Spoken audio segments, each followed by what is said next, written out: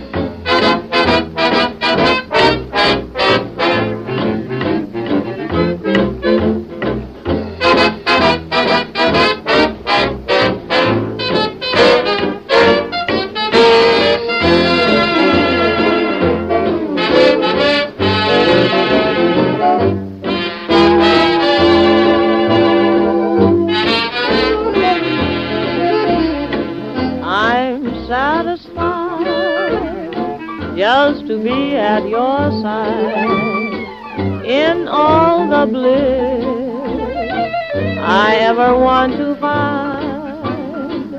I'm satisfied deep in your arms to hide and feel the kiss that brings me peace of mind.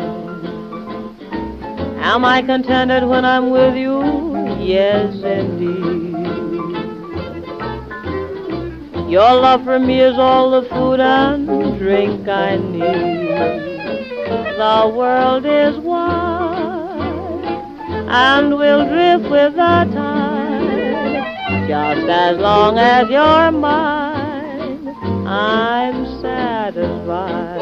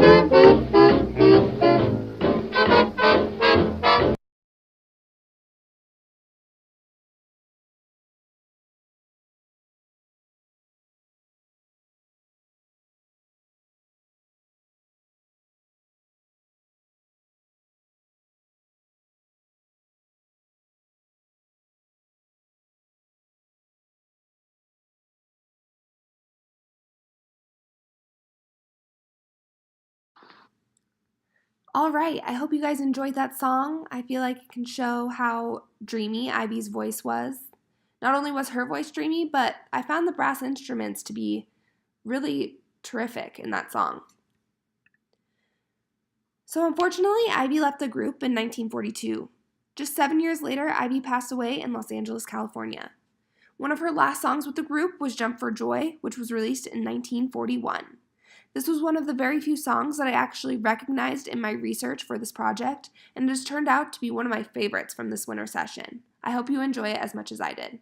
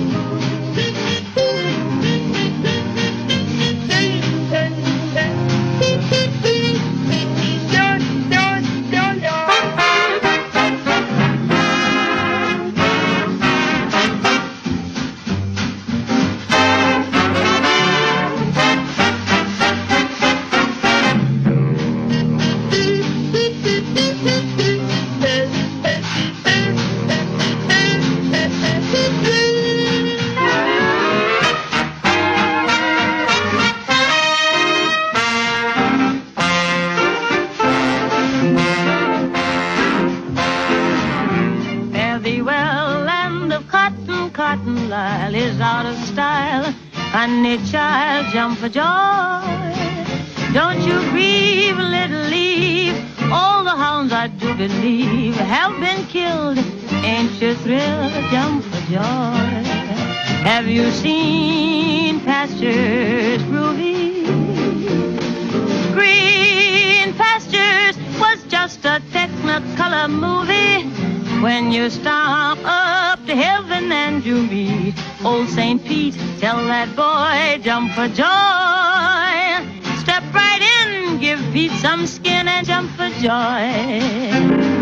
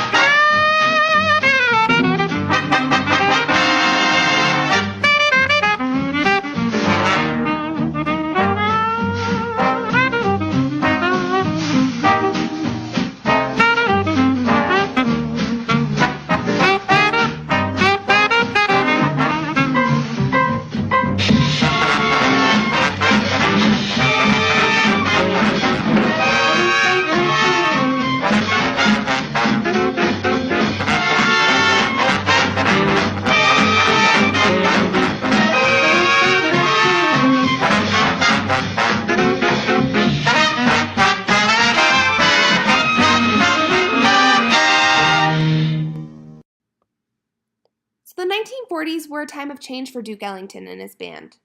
Not only did Ivy depart from the group, but trumpeter Cootie Williams left in 1940 to join Benny Goodman. Fortunately, Williams returned to the crew in 1962. In the year 1942, Ellington also lost his bassist Jimmy Blanton to tuberculosis, as well as clarinet and tenor sax player Barney Bigard. In 1943, tenor sax Ben Webster departed the group, and in 1944, cornet player Rex Stewart and valve trombonist Juan Tizol also departed. In 1945, alto sax Otto Hardwick left as well. The final departure of the 1940s was trombone player Joe Nanton, who died in 1946. The next song I am going to play was one of the final recordings that this crew had together. The song is In a Melotone, which was released in 1940.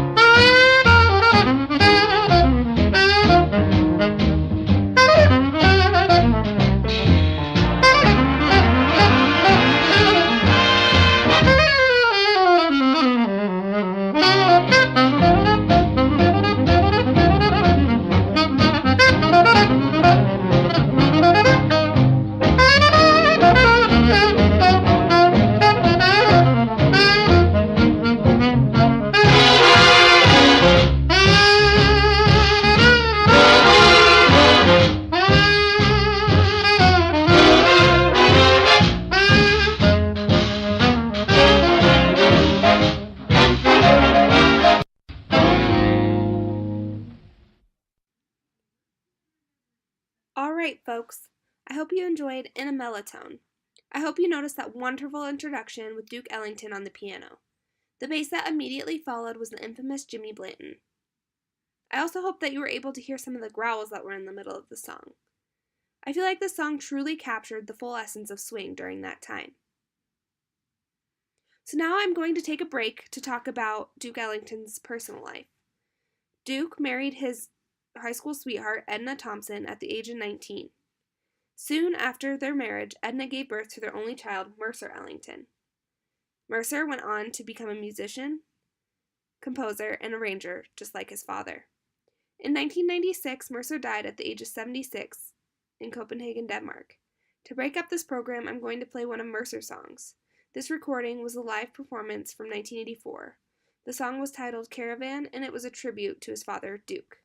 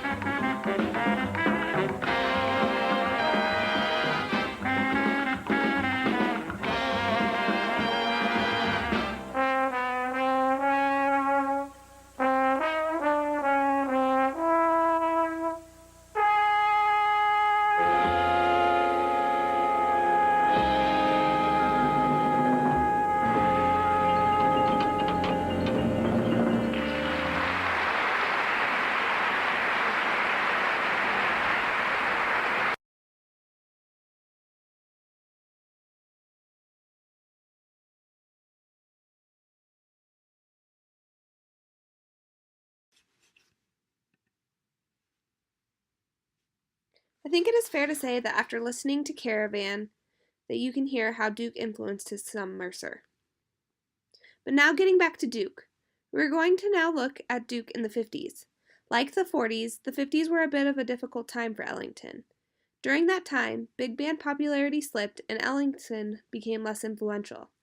However, on July 7th, 1956, that all changed. On that evening, Ellington and his band were scheduled to play last at the Newport Jazz Festival. As the crowd began to leave, the band began to play Ellington's 1937 composition Diminuendo and Crescendo in Blue, and the crowd went wild. Although this is a 1930 song, I'm going to play this song next because according to our textbook, after the concert, when asked his birthday, Ellington referred to that evening as his birth.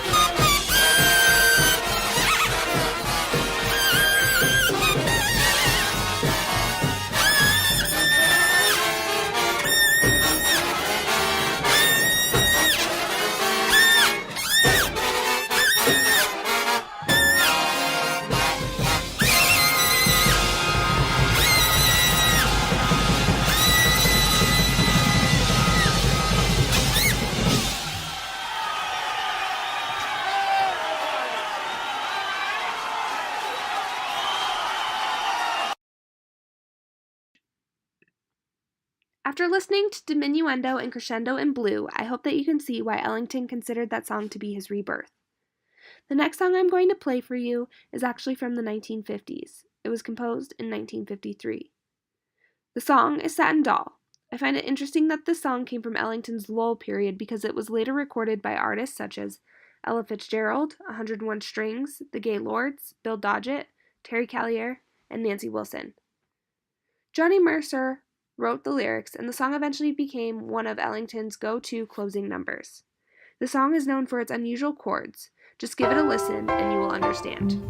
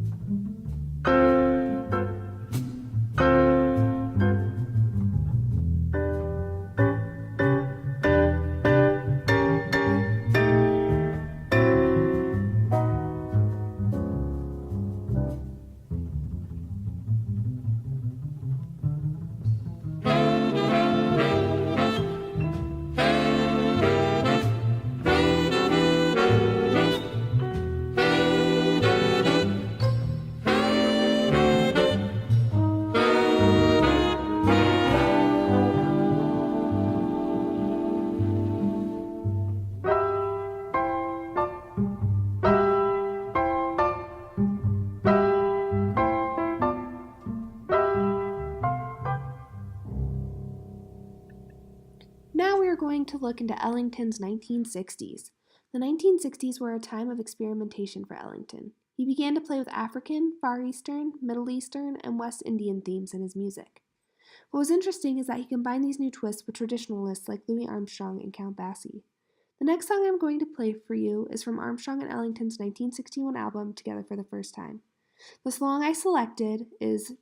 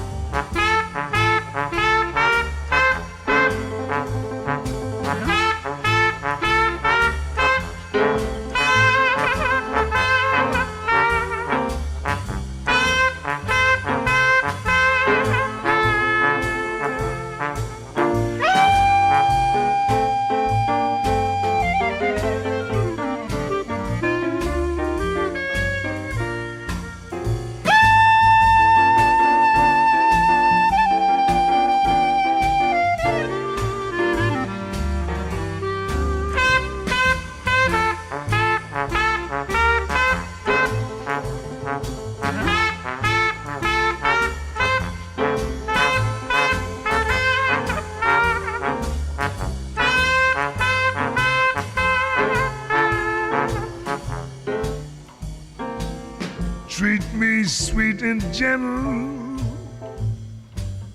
When you say goodnight, just squeeze me, but please don't tease me. I get sentimental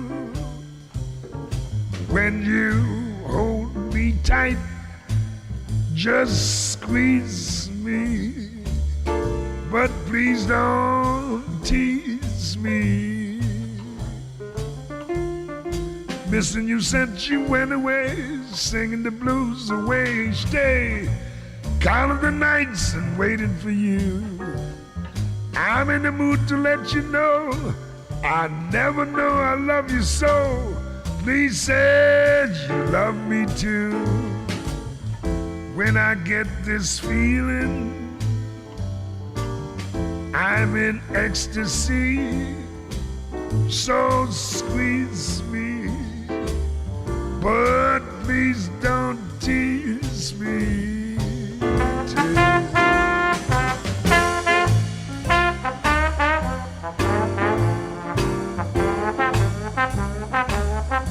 Yeah, squeeze me,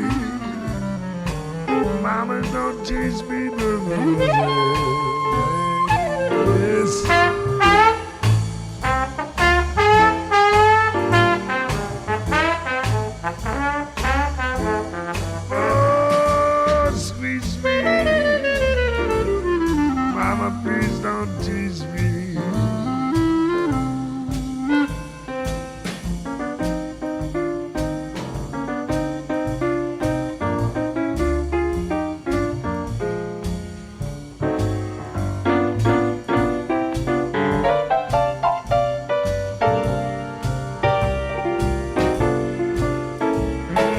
When I get this feeling, I'm in ecstasy. So squeeze me, mama, please don't tease me.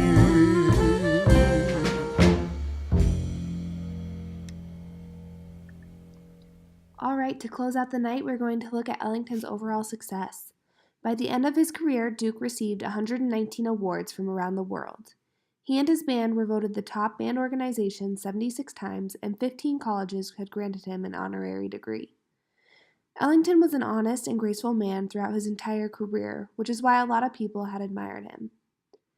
Ellington passed away at the age of 75 in May of 1974. Ellington's passing resulted from complications of lung cancer and pneumonia. So to close out the night, I'm going to play one of Ellington's final career songs. You know those new themes that Ellington was experimenting with? Well, the final song I'm going to play tonight is titled Didgeridoo from the 1976 album titled The Afro-Eurasian Eclipse. I hope you all have enjoyed my radio show. Thank you for listening, and good night.